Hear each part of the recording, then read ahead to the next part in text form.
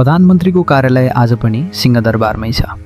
यो ऐतिहासिक दरबारबाटै देशको शासन व्यवस्था सञ्चालन हुन्छ। तर संसदमा आज देशको अभिभावकको उपस्थिति छैन। नीति तथा कार्यक्रममाथिको प्रश्नोत्तर सत्र जहाँ प्रधानमन्त्रीले जनताका प्रतिनिधिहरूलाई जवाफ दिनुपर्ने थियो, त्यहाँ केवल एउटा रित्तो कुर्सी छ। बालेन शाह जो सिंहदरबारमा त छन् तर संसदको रोस्टममा उभिन चाहेनन्। समयको सदुपयोग, सिंहदरबारमा बसेर विकासका फाइल अगाडि बढाउनु।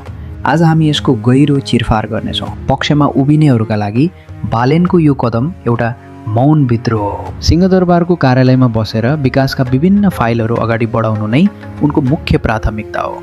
संसदमा बसेर विपक्षीको अनावश्यक गाली र चिल्ला भाषण सुन्नुभन्दा बढी उत्पादक छ भन्ने उनको बुझाइ हुन सक्छ। परम्पराको अन्त्य, नेपाली संसदलाई गाली गलौजको थलो बनाइएको इतिहास छ। बालेनले त्यस्तो वातावरणमा सामेल नभएर म भाषण होइन शासन गर्न आएको हुँ भन्ने सन्देश दिन खोजेका छन्। नयाँ पुस्ताको भरोसा, समर्थकहरू भन्छन् हामीलाई संसदमा सुनिने गफ होइन, सिंहदरबारबाट आउने निर्णय र त्यसले ल्याउने नतिजा चाहिएको हो। तर लोकतन्त्रमा प्रश्नबाट भाग्नुलाई कमजोरी मानिन्छ। जवाफदेहिताको प्रश्न, प्रधानमन्त्री सिंहदरबारमा हुनु र संसदमा नआउनुले जनताका प्रतिनिधिहरू मेरो लागि महत्त्वपूर्ण छैनन् भन्ने अहङ्कारी सन्देश जान सक्छ। संसदमा आउनु भनेको विपक्षीको मुख हेर्नु मात्र होइन, सार्वभौम जनताको प्रश्नको सम्मान गर्नु हो। संवैधानिक दायित्व, नीति तथा कार्यक्रममाथिको छलफलमा प्रधानमन्त्री आफै उपस्थित भएर स्पष्टीकरण दिँदा योजनाको वैधता बढ्छ। उनी नआउँदा नीतिहरू केवल कर्मचारी तन्त्रको कागज जस्तो मात्र